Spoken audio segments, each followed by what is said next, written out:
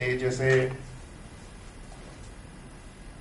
it is trying to describe this Shanta Tejas. So Tejas is brilliance, and at the same time it's described as peaceful, the quiet brilliance of the central principle of Advaita Vedanta, and that is Brahma.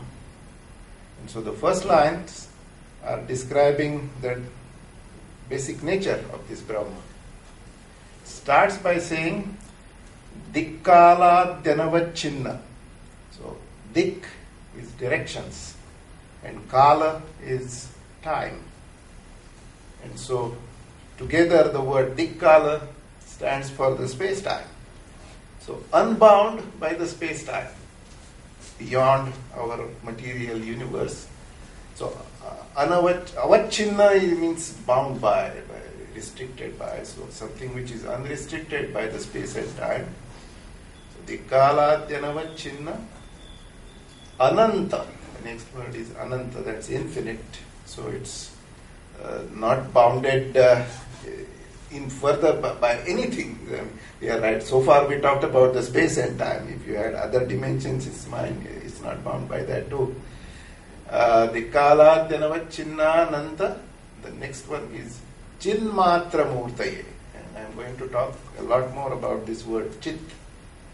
Chit, there is another Sanskrit word called Chitta, and there is a slight technical difference between Chit and Chitta, even though both of them come from the same root. Root is Chit actually.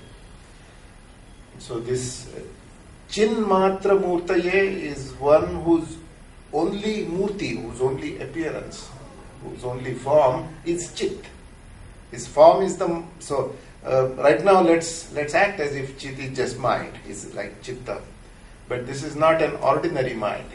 This is the mind that gave rise to everything that we know as world and everything that we can imagine as world.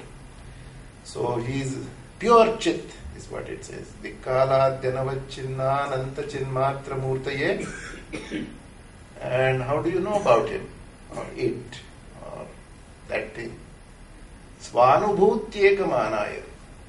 Swa anubhuti is self-experience. He can be measured not by any other material means. He can only be measured by svanubhuti, by your self-experience. So the only way to understand this entity is to experience it. And the whole theory of Vedanta is to understand how one experiences it. Svanubhutyegamanaya. And of course it goes on to say Namah Shantaya Tejase. In English, Namaha is always translated as bow to and so on. In some sense that's irrelevant here. I mean, if it's an ordinary idol or some honorable person, you bow to him or it. To Brahma, there's no bowing involved. It's everywhere and in all entities that you can think of. So this is sort of creating an awareness of this. So I am aware of this. That's what Bhartrihari starts with. Then later on he goes on to describe various ethical principles and observations of his world and so on. But so let's start with this concept of Chit. Today I was going to talk about one of my most favorite books in connection with this idea of Brahma. So I'm going to try and explain the theory of Brahma and in turn the theory of the whole world as we know it through the stories from this book called Yoga Vasishta. The Yoga Vasishta is a book supposedly describing the discourse by the great sage Vasishtha, and it is a discussion between Vasishtha and one of the Hindu gods, incarnations, king, depending on your point of view, named Rama or Sri Rama. As the story goes, this Sri Rama, when he was young, like 15, 16, 17, something of that age. He had gone to the Guru, gone to the ashram, had studied his various things, so had studied the philosophy as well as his warfare and so on, and had returned. After returning, he decided to go back on a kind of pilgrimage, see the country. He was the prince, after all, of Ayodhya, and he goes and comes back dejected, depressed, almost like the Gautama Buddha story, where he only went out for one day through the city and somehow found disturbing events or pictures, and suddenly realized that this world is full of misery. What Rama finds out is that this particular world, he realizes or decides for himself that this is all unreal and perishable. Why am I bothering to do anything with it? So this young kid stops eating, stops thinking about things, taking pleasure.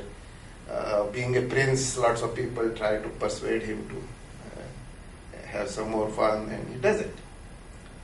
In the meantime, this sage called Vishwamitra comes to the father of Rama, named Dasharatha, and he has a request. He is performing his, he has some long ritual, some yajna in mind, and these demons have been bothering him. Of course, he can take care of the demons by his powers, but he didn't want to waste them on these demons. He wanted to do his religious things by himself in peace. So he wanted protection from this king.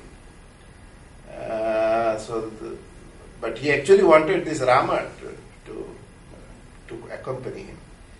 There is supposedly an ulterior motive in that. Vishwamitra was supposed to give him some special weapons which he were to use in future life. But Vishwamitra just knew that this is what he had to do. And when Dasharatha made this request, he says, no, I can't do that. He's in a poor shape. He's not going to do much. I can bring my whole army and protect your Sayadnya. Why are you worried about it?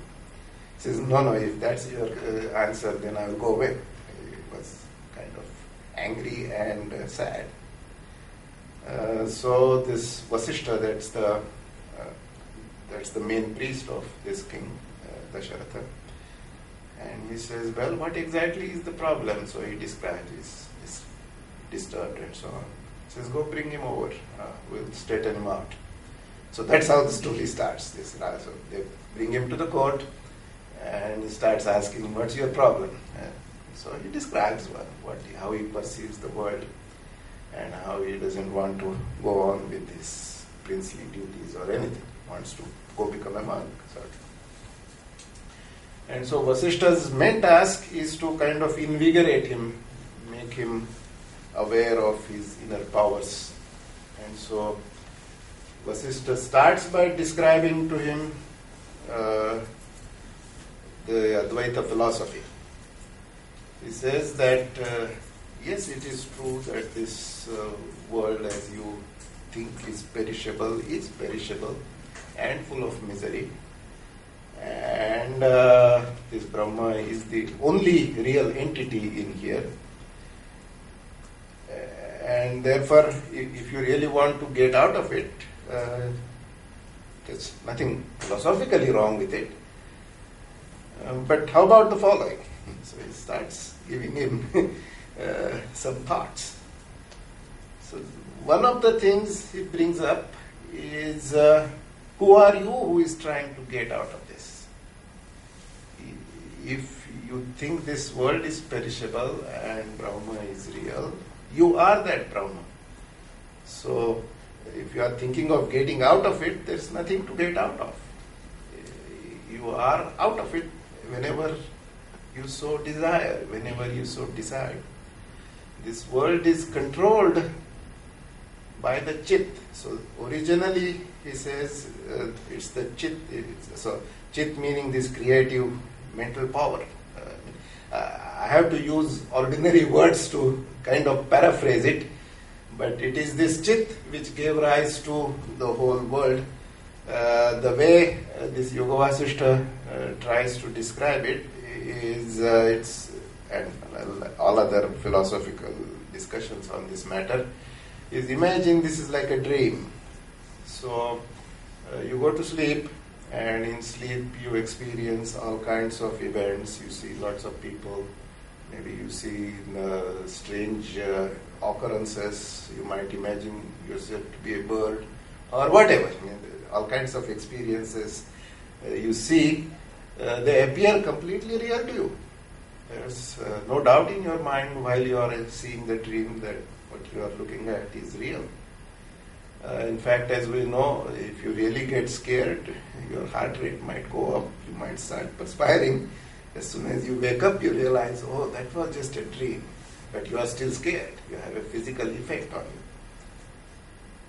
So the idea is, this life that you are going through, how about maybe that's a dream too? And someday you are going to wake up. You are going to realize that this is, well, we experienced it, it was real.